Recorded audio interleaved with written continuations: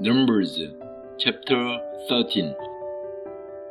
The Lord said to Moses, Send some men to explore the land of Canaan, which I am giving to the Israelites.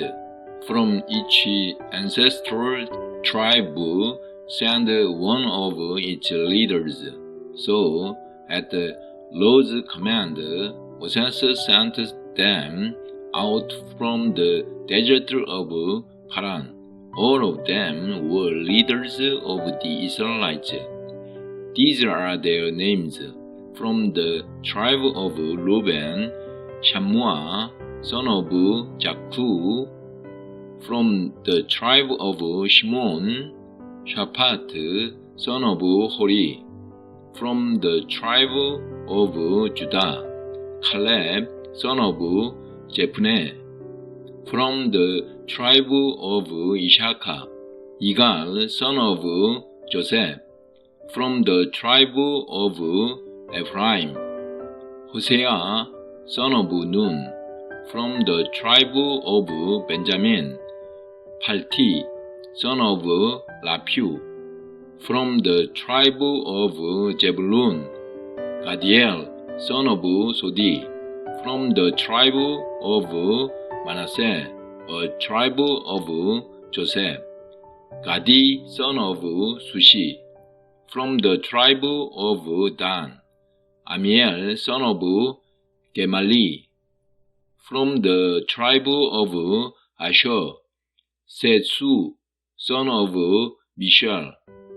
From the tribe of Naphtali, Nabi, son of Bopsi.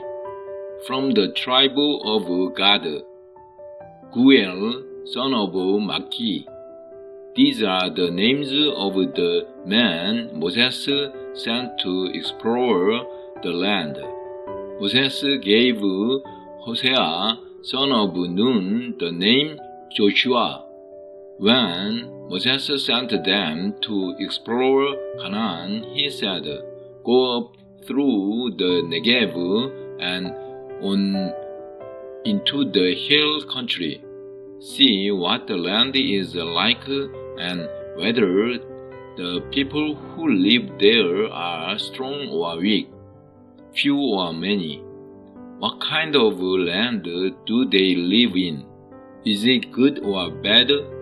What kind of towns do they live in? Are they unwalled or fortified? How is the soil? Is it fertile or poor? Are there trees on it or not? Do your best to bring back some of the fruit of the land. It was the season for the first ripe grapes. So they went up and explored the land from the desert of Zin as far as Rehob, toward Lebo Hamath. They went up through the Negev and came to Hebron, where Ahiman, Sheshai, and Talmai, the descendants of Anak, lived. Hebron had been built 7 years before Joan in Egypt. When they reached the valley of Eshcol, they cut off a branch bearing a single cluster of grapes.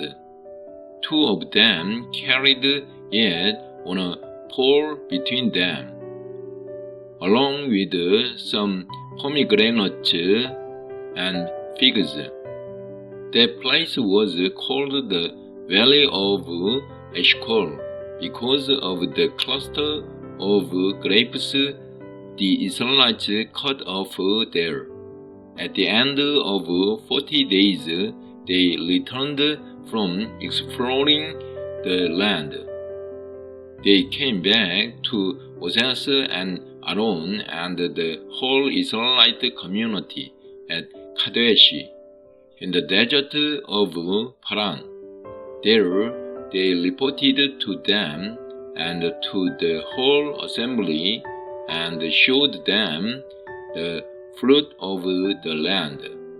They gave Moses this account: We went into the land to which you sent us, and it does flow with milk and honey. Here is its fruit. But the people who live there are powerful, and the cities are fortified and very large. We even saw descendants of Anak there. The Amalekites live in the Negev. The Hittites, Jebusites, and Amorites live in the hill country, and the Canaanites live near the sea and along the Jordan. Then Caleb silenced the people before Moses and said, We should go up and take possession of the land, for we can certainly do it. But the man who had gone up with him said, We can't attack those people. They are stronger than we are. And they spread among the Israelites a bad report about the land they had explored. They said, The land we explored devours those living in it. All the people we saw there are of great size. We saw the Nephilim there, the descendants of Anak come from the Nephilim. We seemed like grasshoppers in our own eyes, and we looked the same to them.